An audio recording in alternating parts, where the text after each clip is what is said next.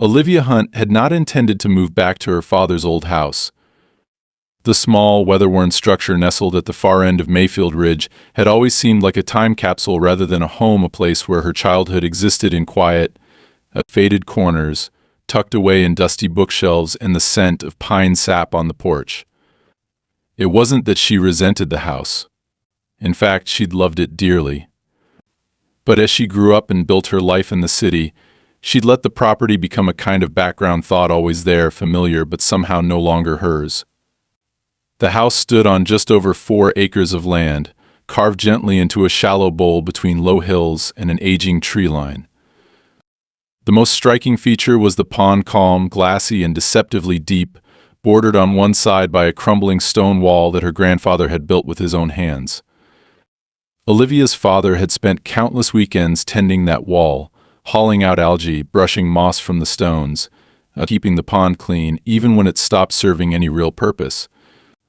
It was never meant for swimming or boating or fishing competitions. It was a piece of the family, almost like a member that breathed quietly beside them, offering solitude and memory in equal parts. After her father passed, Olivia didn't return immediately. There had been an estate to settle, boxes to sort through, logistics to handle through attorneys and emails. At first, she told herself she'd wait a few months before coming to deal with the property in person. But months stretched into a year, then 2. She was managing procurement contracts for a supply chain firm that operated on 3 continents, her days filled with spreadsheets, video calls, and back-to-back negotiations that left no time for nostalgia. Until she had a panic attack. It happened in a conference room on the 24th floor of a sleek tower in Minneapolis, just as she was delivering a presentation on sourcing resilience strategies. Her throat tightened, her chest compressed, and before she even understood what was happening, her hands were trembling and she couldn't breathe. The EMT who checked her pulse afterward asked if she'd been under a lot of stress lately. Olivia had laughed an empty, cracking sound. Of course she had.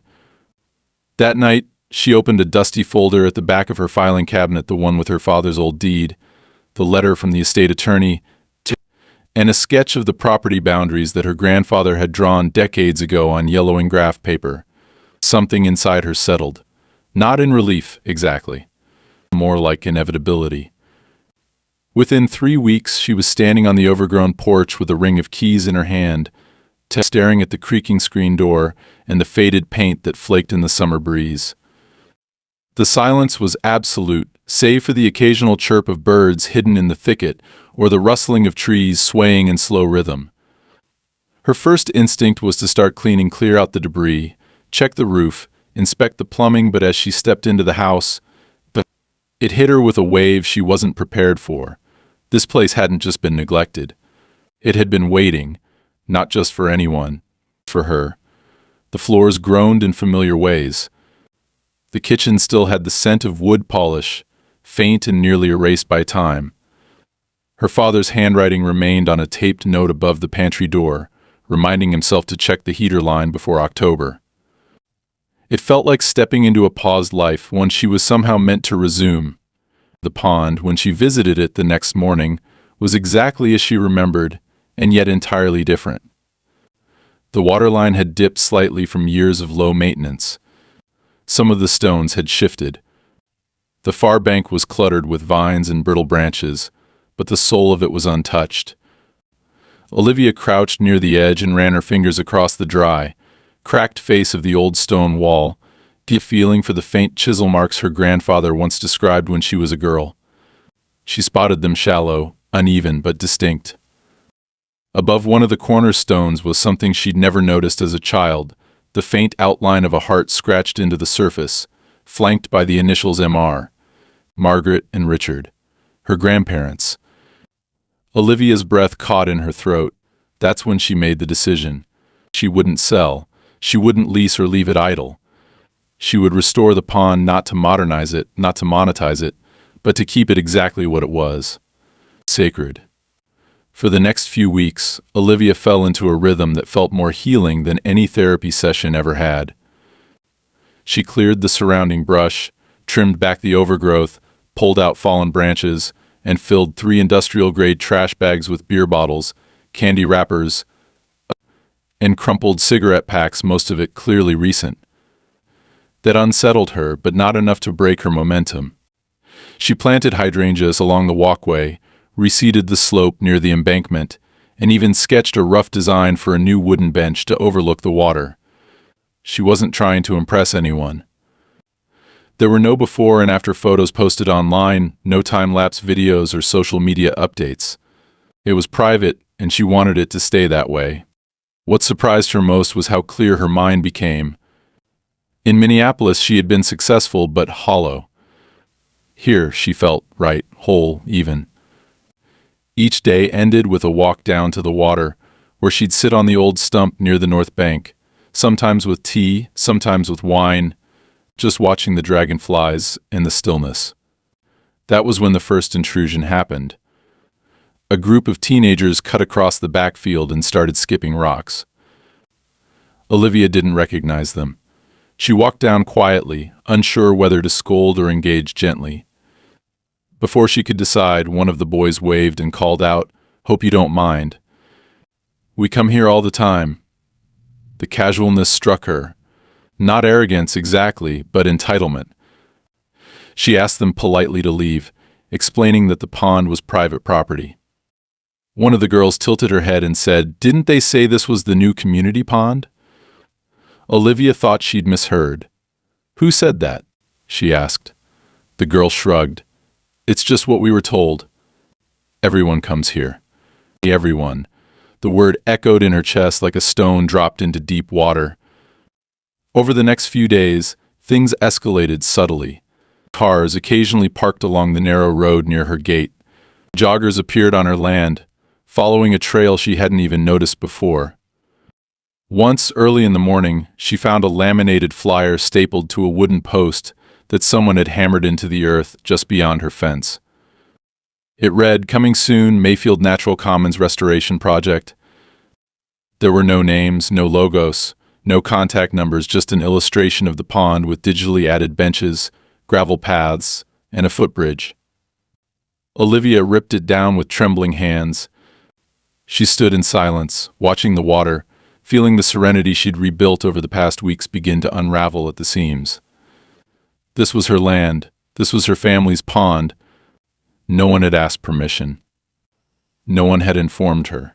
They had simply assumed, and worse, they had acted. Still, she didn't panic. She wasn't impulsive by nature.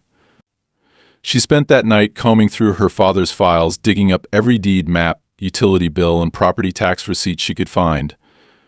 Her goal wasn't to start a war, it was to verify, to protect what was hers. As she sifted through documents, she began to notice how often the pond was mentioned in his handwritten notes. Check pond level after storm. Fence line near West Bank is too close to neighbor's tree. Or paint private property sign every 2 years. He had known. He had seen it coming, maybe even before she had. And now it was up to her to finish what he had always quietly defended. Not out of defiance, being out of legacy. What she didn't know yet, what she couldn't have known, is that this wasn't a misunderstanding. It wasn't just a few confused neighbors or overzealous hikers. It was something coordinated, something sanctioned by local powers that moved quietly, using vagueness and soft language like public interest and community enrichment to mask a creeping annexation. They weren't asking her. They were telling her. And they expected her to yield. But Olivia Hunt had never been particularly good at yielding. Not when something mattered. Not when it was personal. And this was personal. The letter arrived on a Thursday, sandwiched between a hardware store coupon booklet and a property tax notice, tucked into the same rusted mailbox that had been standing crooked since the last winter storm. Olivia didn't notice anything unusual about it at first, no flashy envelope, no certified markings or urgent stamps, just a standard white rectangle with her name printed in neat, digital font, and a return address that simply read, Mayfield Development Coordination Group. It wasn't a name she recognized, but in a town like this, where every small program tried to sound more official than it was, she assumed it was something to do with trash pickup or utility realignment.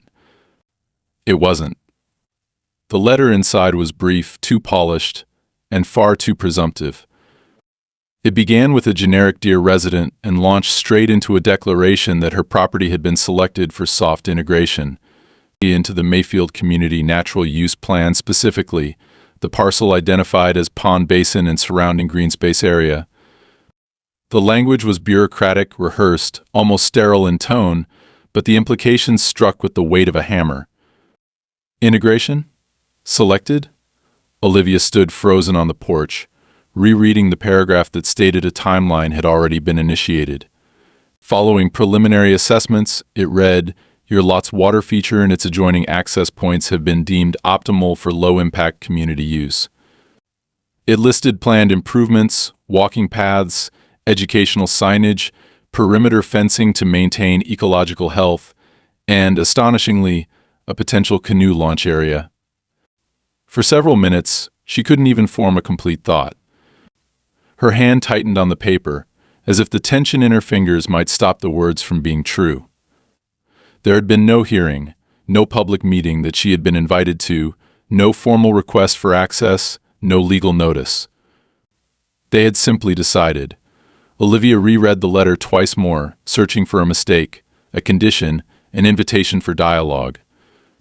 There wasn't one. At the bottom in bold italics was a line that made her stomach turn. "We appreciate your cooperation as we move forward with this exciting improvement for the entire community." She didn't sleep that night. Instead, she sat in the living room, lights off, the open letter spread across her lap while her laptop glowed with dozens of browser tabs. She combed through every public record she could find about Mayfield's land use plans, environmental overlays, zoning amendments, anything that might explain what this was or where it had come from. Over and over, she saw references to community redevelopment, urban natural synergy, and long-term integration of private green zones into shared eco-habitats. The language was vague but eerily consistent. It appeared in different proposals, scattered meeting minutes, obscure planning maps with pixelated overlays that loosely resembled her property. Her pond wasn't marked by name, but there were shapes that mirrored its curve, shaded in soft green and labeled Proposed Wetland Zone C. She stared at one such map for nearly 20 minutes, watching the faint line of her property boundary fade into nothingness under the transparent color coding. It was as if the land had been erased without her even being told. The next morning she went directly to the county planning office. The building was only 10 minutes away, but it might as well have been another country for how distant she felt walking into it. Everything smelled like fresh toner and cold tile. She explained to the receptionist that she needed to speak with someone about a letter regarding her property. After some reluctant flipping through a binder, the woman called someone from environmental integration. Olivia was led down a corridor to a small office where a man named Theo Lark greeted her with a polite smile and the kind of firm handshake that told her he was used to ending conversations before they began. When she handed him the letter, he nodded as though this were all perfectly routine. "Yes, you're part of our Phase 3 rollout," he said, tapping the corner of the page with one finger. "Your lot aligns with the Regional Nature Corridor Initiative beautiful parcel, by the way." Olivia interrupted, trying to stay calm but firm. "This is private property. It's not available for community use. There's a deed, there are boundaries. My family's owned it for 3 generations." Theo didn't argue. He only shrugged, his voice placid. "We're not disputing ownership. The integration doesn't require transfer of title, only easement, permission, and ecological compliance. It's in line with Resolution 8B. You should have received preliminary materials last fall." She hadn't, and when she told him that, his tone shifted just slightly from pleasant to procedural. "It's possible your address wasn't updated with the district system when the title passed to you. These things happen. There's a 60-day response window if you want to contest the usage designation, but I believe we're already within the final 30 days. Olivia asked what would happen if she didn't agree. His smile returned, tight and composed. "Then I'd recommend consulting with a property attorney. We don't intend conflict. Our priority is community well-being." As she walked out of the building, Olivia felt the first real wave of fear, dense, invisible, clinging to her shoulders. This wasn't a mistake. It wasn't a misunderstanding. It was a coordinated process already in motion, and she was walking into it at the very end, where the gears had already begun to spin and she was just another variable to be managed. She didn't go home right away. Instead, she drove to the far end of town and sat in her truck overlooking the low valley where the pond shimmered faintly in the midday sun. There were people walking along the trail on the opposite ridge. A man with a dog, a woman with a stroller. She realized, with a knot in her throat, that none of them probably knew this was private land. And why would they? Someone had already begun painting over the truth. The next few days confirmed her worst suspicions. On Saturday, a landscaping crew appeared near the edge of her property, wearing bright vests and carrying measuring equipment. When she asked who had authorized them, they said they were hired through the Improvement Initiative. On Sunday, a car parked just outside her fence and 3 people unloaded folding chairs and a cooler, setting up like it was a picnic spot. Olivia approached, calmly but firmly, and asked them to leave. One of the women, older, smiled condescendingly and said, "Don't worry, sweetheart, we're just enjoying our new park." That word again. Park. On Monday, a new flyer appeared at the foot of her driveway, professionally printed, laminated, and zip-tied to the post. It was the same illustration of the pond, only this time with the caption Phase 3 launch week, volunteers welcome. By Tuesday, Olivia had contacted a local attorney. Not the cheapest one, but someone with a reputation for dealing with land use disputes. His name was Victor Payne, and he listened carefully as she laid out everything: the letter, the maps, the work crews, the public use without consent. When she finished, he didn't offer empty reassurance. He simply asked one question: "Do you have the original deed with water boundaries clearly defined?" She nodded. Scanned and physical. He wrote something down. "Good. Then we start there. But I'll be honest, you're not fighting people. You're fighting a process. And it doesn't care if you're right." That night, Olivia stood by the edge of the pond, staring at the dark water as moonlight spilled across its still surface. She tried to listen to the quiet, to hold on to the peace she had reclaimed here, but it was already different. Not broken, not yet, but altered. Contested. She thought of her father's notes, the patient way he had maintained every inch of the property, and she made a promise, not a vow of vengeance or stubborn pride, but something deeper. She would not let this place be rewritten by someone else's plans. The land remembered who it belonged to. And now she would make sure everyone else remembered too. The morning after her meeting with Victor Payne, Olivia woke early. She hadn't really slept. Her mind had been grinding all night, caught between unease and strategy, but her body was too tense to stay in bed. She made strong coffee, the kind her father used to call survival brew, and sat at the kitchen table, flipping through a copy of the property deed for the 3rd time. The wording was clear, the boundary lines legally defined. The pond, the embankment, the southern clearing that backed onto the slope, all of it had been part of her family's land for nearly 80 years. And yet, as the light crept across the floor and the hum of the refrigerator became the only sound in the room, she couldn't shake the feeling that paper wouldn't be enough to hold the tide back. A document was only as good as the system willing to enforce it. And so far, that system had treated her like a footnote in her own story. By late morning, she noticed a white truck idling near the edge of her driveway. Not parked. Just waiting. She stepped out onto the porch slowly, mug in hand, posture composed. The driver didn't exit. Olivia stared until the window rolled down, and a man leaned his arm out, sunburned and squinting. "You Olivia Hunt?" he asked. She didn't answer right away. He gestured with his thumb behind him, pointing toward the field. "We're just here to mark utilities. Shouldn't take more than an hour." Olivia narrowed her eyes. "Who sent you?" The man checked a clipboard. "Order came through from Municipal Services Contract Division. It's part of the reclassification prep. She stepped off the porch. This is private property. You don't have permission to enter. The man didn't argue. He only smiled in that indifferent way people do when they know they're just the messengers. Look, I'm not here to argue. I just dig where I'm told. Olivia stood her ground. You'll dig somewhere else today.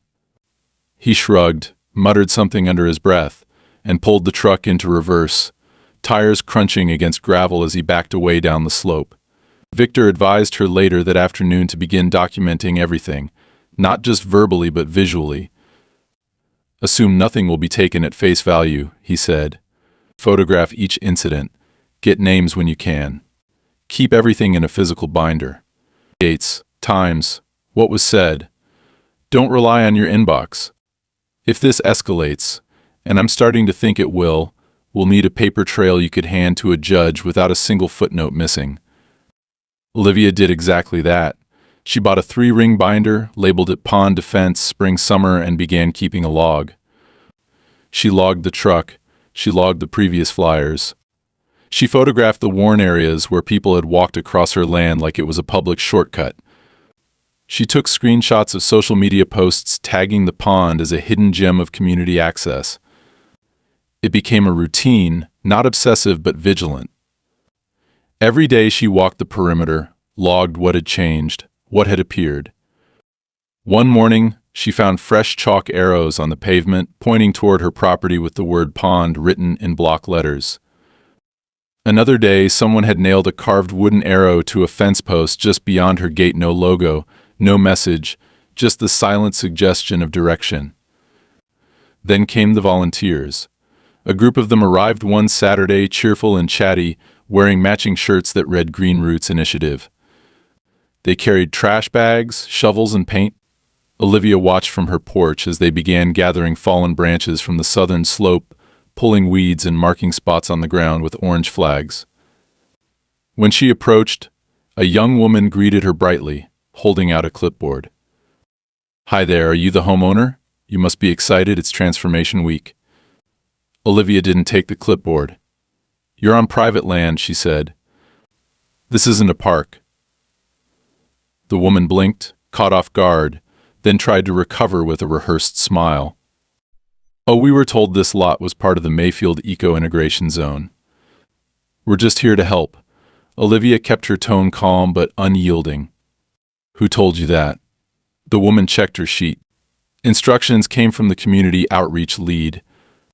I think his name was Ellis? Or Evan? Olivia didn't bother pushing further. Instead, she asked them to leave. They resisted briefly, with polite protests, until she said the word trespassing, and then they packed their tools and left, though not before one of the men muttered, "Unbelievable. She doesn't even want help." The next incident was quieter but far more invasive. Olivia returned from a brief grocery run to find her gate open. Not broken, not forced, just unlatched. A small sign had been zip-tied to the nearest post. This area will soon be undergoing beautification. Please enjoy respectfully. The sign had a city seal on it, though it looked like a low-resolution printout, not an official marker. Olivia tore it down, this time feeling a tight knot of something deeper than anger violation. Someone had been on her land while she was gone. Not workers, not hikers. Someone deliberate. Someone testing. That night, she didn't sleep again. Instead, she took Victor's advice to the next level. She printed a copy of the original property survey, highlighted the pond's position, laminated it, and stapled it to a board she mounted by the gate. Next to it, she posted a typed statement: this land is privately owned and under surveillance. Unauthorized entry will be prosecuted to the full extent of the law. It didn't stop anything. The next weekend, a youth kayaking group arrived, hauling inflatables and wearing matching life vests. They had been told there was open pond time for public water safety training. Olivia intercepted them before they reached the water, and this time she didn't wait for their explanation. She asked who gave them permission. The adult supervisor, a woman in her 40s, pulled out her phone and showed an email from someone named Marcia Greeley, signed Mayfield Natural Access Project Lead. Olivia copied the name. The woman looked confused. "Isn't this a public access site?" she asked. Olivia shook her head. "No, it's mine." She didn't raise her voice. She didn't argue. But she stood there until they left. Victor began filing formal cease and desist notices, one to the city council, one to the community redevelopment office, and one directly to the so-called Green Roots Initiative. He advised Olivia not to engage further unless absolutely necessary. "Let the documentation speak," he said. "You're doing everything right, but they're poking to see how far they can go before you break." Don't break. But she was beginning to understand what kind of pressure they could exert without ever officially confronting her. That was the real strategy erosion, not by storm, but by slow, repeated insult. Wear her down, normalize their presence, make the takeover feel like inevitability. It wasn't just about the land, it was about the story. And then they changed tactics. Subtle provocations turned into public shaming. Flyers began appearing around town at the post office, the library bulletin board, even slid under windshields in the supermarket lot. They featured photos of the pond taken without her permission alongside smiling families and phrases like, "Let's keep nature open for everyone in one pond." One town. One community. No mention of her name, no direct accusations, but the message was clear. She was being cast as the barrier to public joy. When she confronted the library assistant about who put up the flyer, the young man shrugged. "They came from city engagement. I thought it was official." Olivia had seen a lot in her corporate life. Manipulations, gaslighting, PR spin, but she had never felt it land so personally. This was her land, her family's legacy, her peace, and now it was being dismantled by implication, by repackaged lies wrapped in bright colors and eco-friendly slogans. One afternoon, she passed a group of teens sitting near the pond's edge, one of them strumming a guitar, the others eating sandwiches. As she approached, one of them said, "Hey, are you the lady who hates the town?" Olivia didn't answer. She didn't need to. Later that night, she found a dead fish on her doorstep. It wasn't grotesque. It hadn't been mutilated. But it had been placed there, intentionally. It lay on a paper napkin next to a flyer folded in half. She didn't call the police. She just sat on the porch, staring at it until the sun set. She wasn't scared, but she was done pretending this was still a misunderstanding. This was a battle now, and battles, she knew, weren't won with politeness. They were won with preparation, patience, and precision. And Olivia Hunt was just getting started. The day the County Land Records Office finally responded to Victor's formal request felt like it might shift the tide, but not in the way Olivia had expected. The envelope arrived mid-afternoon, thick and sealed with the kind of bureaucratic stiffness that seemed to deliberately delay urgency. Victor came to the house in person to review the contents with her, setting up at the dining room table where generations of her family had eaten, talked, and decided. He didn't waste time with preamble. He slid the papers across the table, his jaw clenched more tightly than usual. Olivia leaned forward, her eyes tracing the clean lines of the map included in the records. She recognized the familiar layout immediately: her property, her father's boundaries. The pond nestled near the center, but what caught her attention was a faint dotted line cutting across the southern edge of the water, with a notation in the margin that read Provisional Community Use Overlay, proposed 2020, entered 2021. She stared at the phrase, the word provisional echoing in her mind like a loaded warning. Victor explained what it meant. 2 years prior, during the pandemic lull, a proposal had been quietly submitted under the Urban Natural Recovery Initiative, a regional program designed to earmark unused or underutilized green areas for potential future community development. Most of the listings in the proposal were abandoned lots or flood-prone regions marked for theoretical conversion. But someone had added her pond illegally, improperly, and without notification under the pretense that the land was unverified private or soft ownership. The assumption, Victor clarified was that because her father's estate had not yet been formally re-recorded with the county under her name, it had left a temporary vulnerability, a window during which some opportunistic individual had acted, inserting her land into a larger web of proposals. And no one questioned it because the document had passed through under a volume of hundreds of parcels, lost in a sea of routine paperwork. Olivia sat back in her chair, stunned by the quietness of it. There hadn't been force or confrontation, no legal battles, just a pen, a line, a forgotten checkbox that had allowed someone to casually begin erasing her rights from a distance. Victor was blunt. "This is what they rely on," he said. The administrative silence. No alarms go off. No doors are kicked in. They count on no one noticing until it's too late to reverse the process without serious friction. Olivia exhaled slowly, her fingers tracing the edge of the table. She asked the obvious question. "Can we challenge it?" Victor nodded. "Yes, and we will. But it means going to the oversight board. Not just the town, but the regional level. We'll need historical land use evidence, ecological assessments, proof of consistent stewardship. And we'll need to make them care." It wasn't enough to say, "This is mine." She had to prove, legally and narratively, that the land had been cared for, managed, valued, and more importantly, that it served no public utility. Victor warned her that this was often the gray zone where these boards operated if a private piece of land could be shown to benefit more people in public hands than in private. The bias leaned toward accessibility. That meant Olivia's best defense was her history, her family's care. The pond's role not just as a sentimental relic but as a preserved habitat, a living, breathing ecosystem that had been protected by deliberate, personal effort.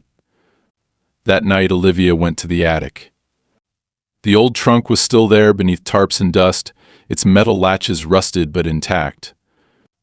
Inside, she found her father's logs, handwritten ledgers, noting water levels, algae removal cycles, leaf litter tracking, migratory bird sightings. Dozens of notebooks filled with neat, technical entries. He'd never digitized anything. It was all ink and paper, the way he'd always preferred. She read page after page, overwhelmed by the quiet meticulousness of it all. These weren't the records of someone who had let land sit. These were the daily rituals of someone who saw land as responsibility. She remembered the early mornings when he'd stand near the edge of the pond with his thermos, watching the water like it might speak. She hadn't understood it then. She did now. Over the next several days, Olivia and Victor began compiling the case. They hired a local ecologist not from the city, but someone with a reputation for integrity and detail. Her name was Laura Quinn, a middle-aged woman with steel-gray hair and a precise voice. She visited the pond, took samples, cataloged flora and fauna, and declared within 2 hours that the pond's microclimate was self-sustaining and displayed signs of natural stability that would be jeopardized by increased foot traffic or structural changes. Her report, when submitted, was dense, technical, and devastatingly thorough. But Olivia knew that the data alone wouldn't sway a board trained to ignore emotion. So, she added the human side. Letters from neighbors who had lived beside her father for decades, including one man who described how the elder Mr. Hunt had once refused a buyout offer for the pond from a corporate developer because the frogs needed somewhere to sing at night. It wasn't legalese, but it was truth. Despite her progress, pressure didn't let up. One morning, Olivia received a formal notification from the Community Recreation Commission requesting a courtesy review of her boundary line integrity due to complaints of obstruction. The term was vague, but Victor recognized it for what it was: an indirect push, not through the courts, but through complaint aggregation, where enough informal filings could justify temporary administrative action. "They're testing every angle," he said. "The trick is not to react emotionally. We let the process choke on its own paperwork." Still, Olivia felt the toll. Her days became divided between defending the land and living on it. Each walk to the pond felt less like routine and more like surveillance. She checked the fence, counted footprints, watched for tire marks. Even her moments of peace felt conditional, like someone was standing just beyond the tree line, waiting for her to blink. But despite the exhaustion, she didn't consider leaving. If anything, the resistance solidified her resolve. The land had chosen her, in a way. Not legally, not mystically, but practically. It had come into her hands, and with it, the weight of protection. That mattered. Weeks later, the hearing was scheduled. It would be virtual, of course, streamed and recorded, buried in a bureaucratic calendar, but Olivia knew the importance of it. Victor would lead. She would observe. And for all the small victories, for every document and photograph and expert opinion gathered, she knew the truth of it came down to one thing. Whether the board still believed private stewardship held value in a world obsessed with public access, she couldn't charm them. She couldn't out-talk them, but she could show the truth. Not the kind that screamed, the kind that endured. And so, the night before the hearing, she walked down to the pond and sat at the edge, alone.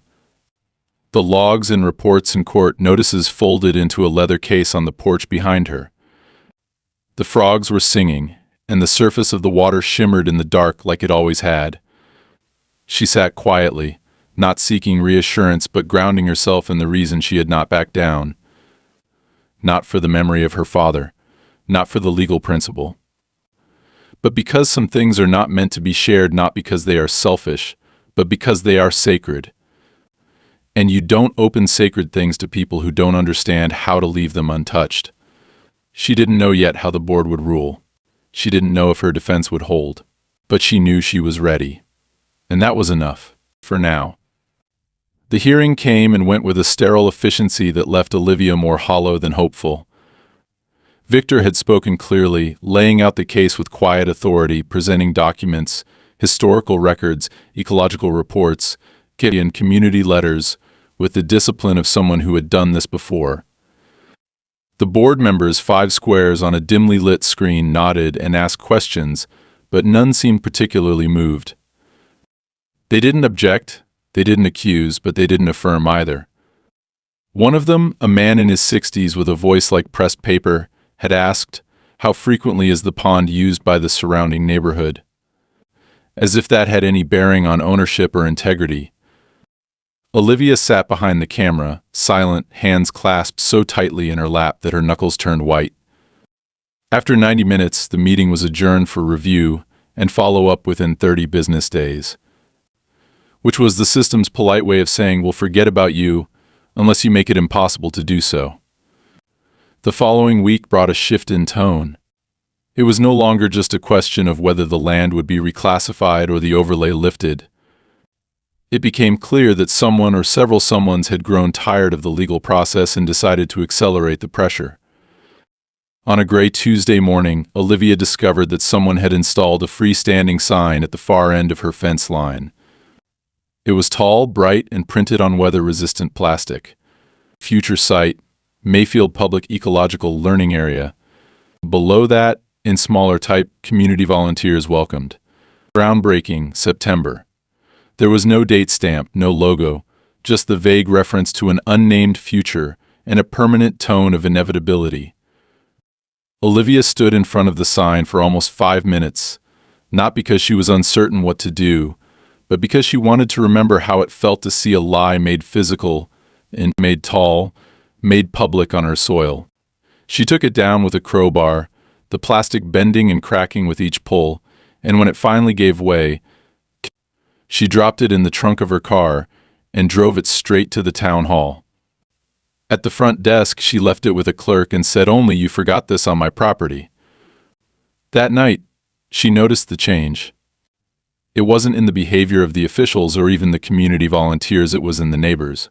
People she'd known for years began looking away when she walked into the store. The man who used to help her father with tree removal didn't return her call. A woman she'd shared holiday cookies with declined to respond to a casual wave from across the gas station. It wasn't malicious, it was cowardly.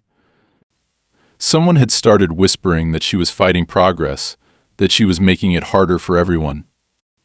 She hadn't expected a parade of allies, but the silence cut deeper than outright hostility. It meant the narrative was shifting again, being reshaped by people who were too comfortable to challenge what was being done in their name. Victor called 2 days later to inform her that new paperwork had been filed, an official request from the Community Planning Subdivision Office to review the safety and the environmental suitability of the fenced water feature located at parcel 12 billion. Olivia knew what that meant. They were trying to trigger an inspection, hoping that any small infraction, a missing permit, a non-compliant railing, an unverified runoff report, could become a crack in the dam. She didn't panic. She simply pulled out every piece of documentation she had: her father's maintenance records, the environmental report from Quinn, the notarized letters from neighbors. She made copies, added dates, created a table of contents. She wasn't just defending a pond anymore. She was fortifying a wall. But they escalated faster than she expected. On a Friday morning, 2 uniformed men arrived at her property with clipboards and polite, unreadable expressions. "We're here for a routine site review," one of them said. "Just a precautionary check." Olivia asked for ID.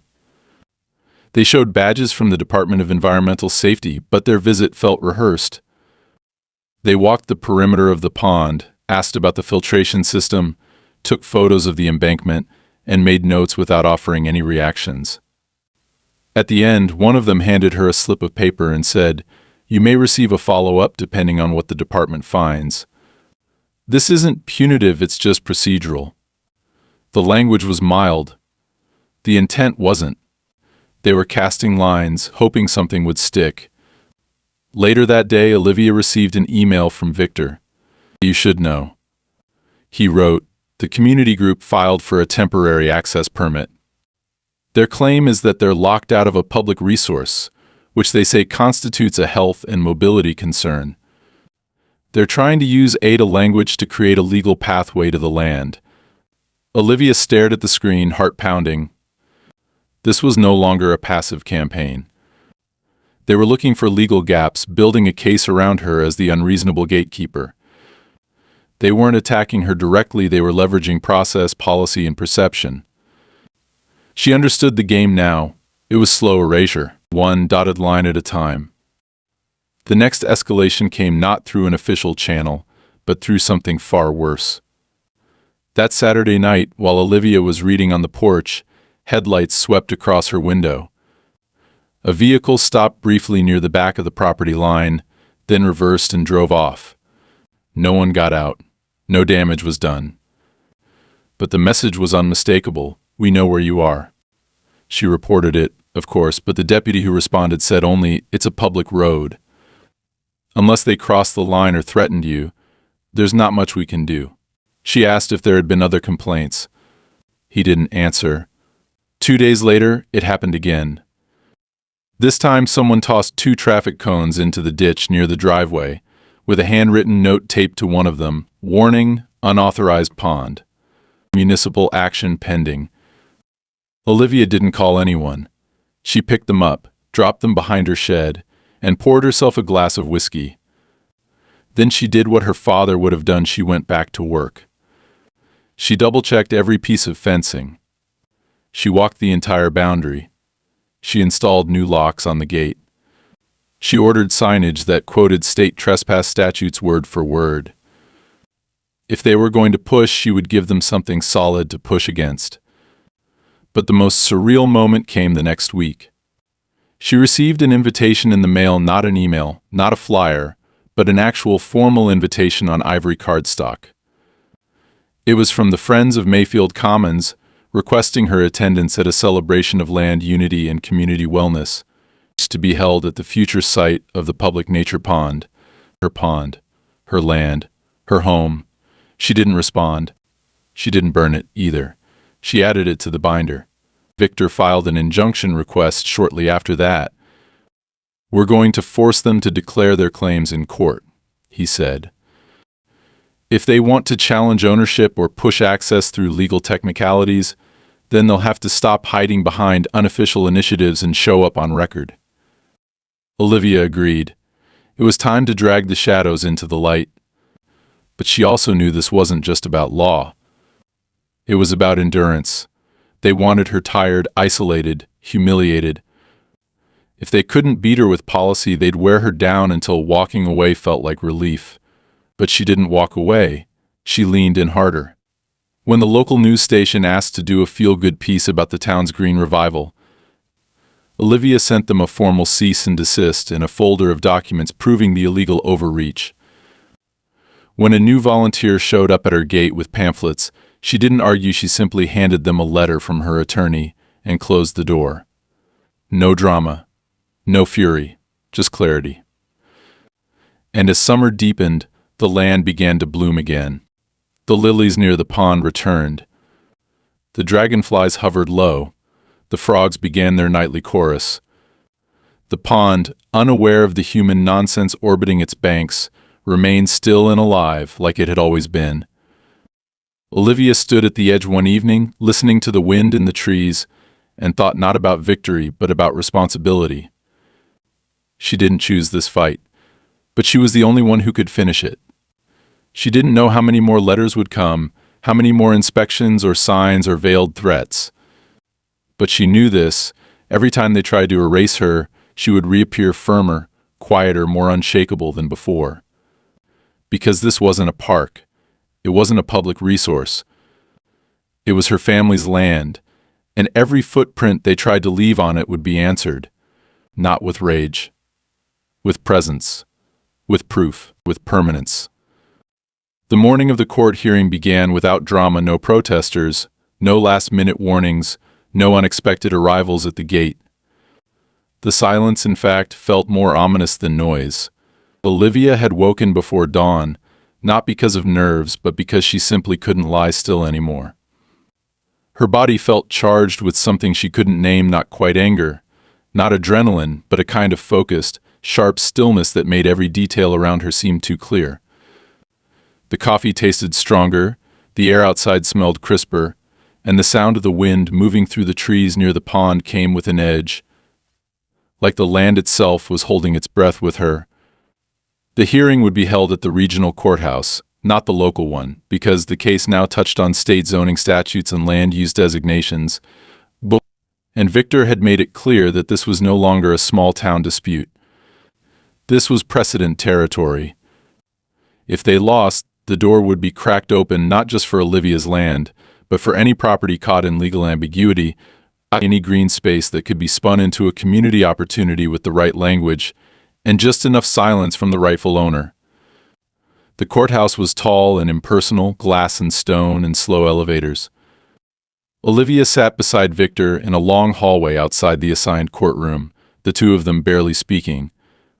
There was nothing left to say. The binder she had carried for months now sat neatly between them, heavier with every photocopy, every notarized statement, every printed email and photograph. The fight had stretched across seasons. Faces had turned cold. Accusations had sharpened in tone. But the documents hadn't changed. Her ownership hadn't changed. What had changed was her no longer hoping to be heard, no longer asking to be left alone, but now stepping fully into the role of someone who would not be moved simply because she refused to yield. When their case was called, they entered the room not as victims, but as challengers. And that, Olivia thought, was the real shift. She wasn't defending anymore. She was confronting. The opposing counsel was a composed, clean-cut attorney who introduced himself as representing the Regional Planning Council and the Community Redevelopment Initiative. His argument, from the outset, was designed not to disprove Olivia's ownership, but to frame the issue as a failure of integration and unfortunate miscommunication, a misunderstanding rooted in bureaucratic timing. He used words like overlap and temporary ambiguity and good faith assumptions. He did not once say error. He painted the volunteers, the signage, the social campaigns as organic outgrowths of a shared civic spirit, not as part of any organized coercion. He referenced a future vision of accessible green infrastructure and holistic urban-natural coexistence, and when he acknowledged Olivia's concerns, he did so with a tone of polite regret, as if she had simply failed to see the bigger picture. Victor, in contrast, didn't appeal to ideology. He walked the court through each fact, each timestamp, each documented moment of encroachment. He showed how the overlay was filed during a gap in county database records but never validated through legal channels. He provided dated survey maps, historical tax records, ecological assessments, and a printed affidavit from the planning department itself, confirming the absence of any formal reclassification. And then he rested their case not on sentiment, but on violation. This wasn't a disagreement about usage. It was a calculated attempt to override legal ownership through the slow manipulation of public narrative and administrative ambiguity. Olivia didn't speak until the judge asked if she had anything to add. She rose quietly, looked the judge directly in the eye, and said, "They didn't take the land. They tried to erase the idea that it was mine. That's worse." Then she sat down. The courtroom was silent. The judge, a measured man in his early 60s with reading glasses perched halfway down his nose, asked only one question before adjourning for review. He looked at the opposing attorney and said, "Can you produce a signed document, dated, that shows the landowner ever authorized access or designation of the pond as public in any form?" The attorney hesitated. "Not signed, no, Your Honor. But we have consistent precedent of community." The judge raised one hand. "Then we'll proceed on the law, not on precedent." The gavel came down softly, ruling to follow within 5 business days. Olivia left the courthouse with no celebration, no expectation. Victor said only, "That went better than most." They didn't stop for lunch.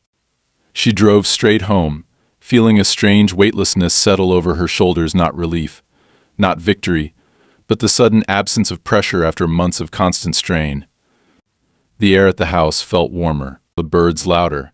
She stepped out of the car, looked toward the pond, and let herself breathe. 3 days later, the decision came by courier. The judge ruled that Olivia retained sole legal ownership of the land, that the community overlay designation had no standing, and that all public access claims were nullified effective immediately. Furthermore, the ruling ordered the removal of all signage and materials promoting public use and directed the Redevelopment Council to issue a written correction to prior community communications. Olivia read the letter once, then again, and then simply sat down on the porch steps and stared at the trees. She didn't cry. She didn't laugh. She just felt the quiet sink in again, this time not as a warning but as a return. The land was hers, and now it would remain untouched not just by memory but by right. The next day, workers arrived to remove the signs, the markers, the community benches that had been installed without permission. No one spoke to her. No one made eye contact. They performed their duties like a chore being erased from a list.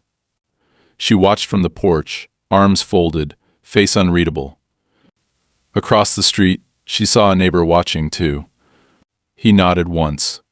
She didn't return it. The fight had ended not with applause or support, but with silence. That was fine.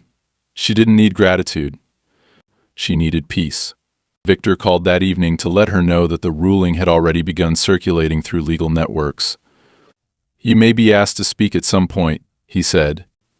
"This is going to be used as reference material." Olivia said nothing for a long time. Then she replied, "They can quote it." "But I'm done talking about it." He understood. She hung up and walked down to the water's edge. The dragonflies were back. The air was thick with the smell of moss and still water.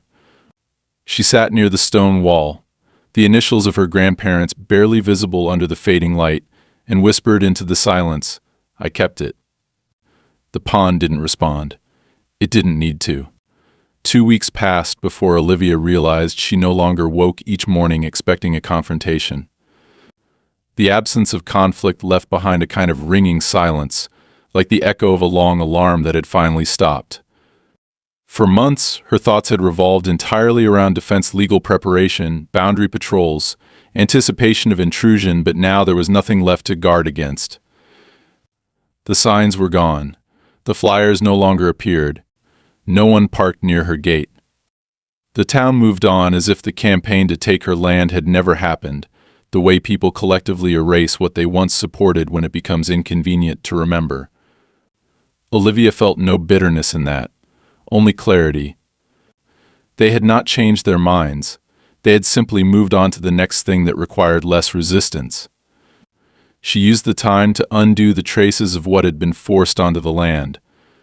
The artificial trail markers, the improperly dug stakes, the trash left behind by uninvited visitors. One by one, she removed them, not out of anger, but with the same care her father once showed when raking the edges of the pond after a windstorm. She wasn't restoring a battlefield.